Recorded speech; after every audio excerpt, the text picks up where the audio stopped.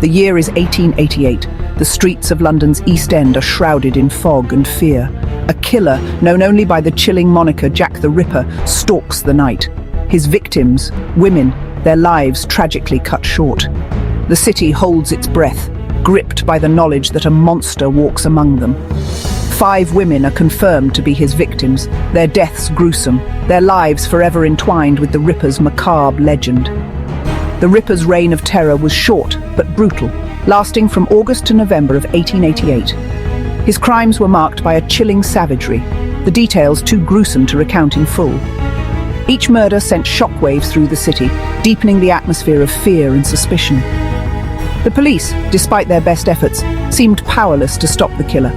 Newspapers were filled with sensationalized accounts of the murders, further fueling public hysteria.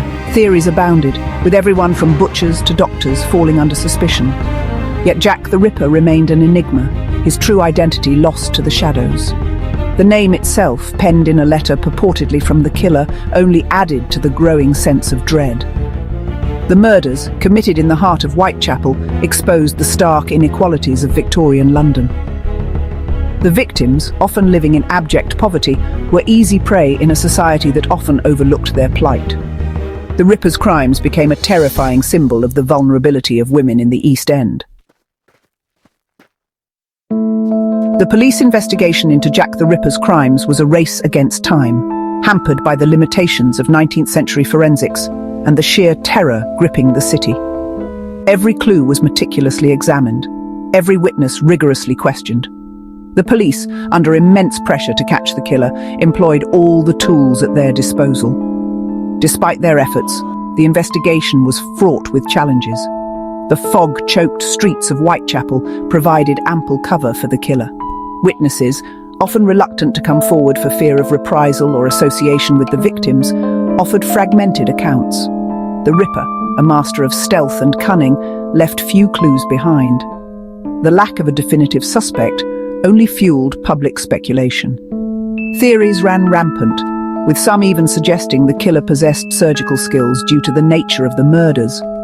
The police received countless letters, some claiming to be from the Ripper himself. However, most were deemed hoaxes, adding to the confusion and frustration surrounding the case. Lost in the sensationalism of the Ripper case were the lives of the 5 women who met their tragic end at his hands.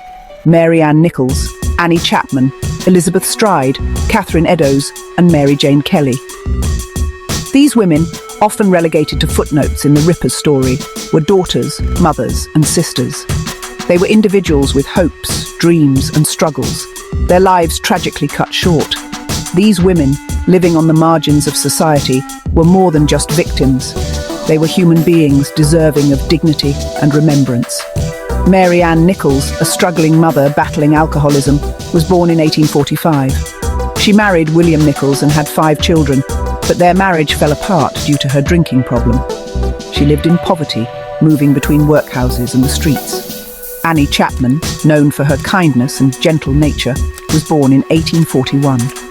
She married John Chapman and had 3 children. After the death of her daughter and separation from her husband, she turned to alcohol and struggled to make ends meet. Elizabeth Stride, a Swedish immigrant striving for a better life, was born in 1843. She moved to London in search of opportunities, but faced numerous hardships. She married John Stride, but their marriage was troubled, and she eventually found herself alone and destitute. Catherine Eddowes, remembered for her resilience and spirit, was born in 1842.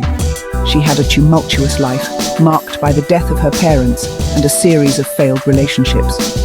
Despite her struggles, she was known for her intelligence and wit. And Mary Jane Kelly, the youngest victim, whose life held both promise and hardship, was born around 1863. She moved to London from Ireland, hoping for a better future. She was described as attractive and lively, but her life took a dark turn as she fell into poverty and prostitution. Their stories, often overlooked, paint a poignant picture of life in London's East End. To understand the Ripper case, one must delve into the social context of Victorian London. The East End, in particular, was a place of stark contrasts. Poverty and squalor existed alongside bustling industry and commerce. For many, life was a constant struggle for survival, with overcrowding, disease and crime rampant. The victims of Jack the Ripper, all residents of the East End, lived on the fringes of this society. They were among the most vulnerable members of the population, often turning to sex work as a means of survival. Their lives, though brief and difficult, were no less valuable. The Ripper's crimes, committed against this backdrop of poverty and desperation, exposed the dark underbelly of Victorian society. They highlighted the plight of the poor and the indifference often shown to them. The case, in many ways, became a symbol of the social ills plaguing Victorian London. The fear and outrage it generated forced a long overdue conversation about poverty, inequality, and the need for social reform.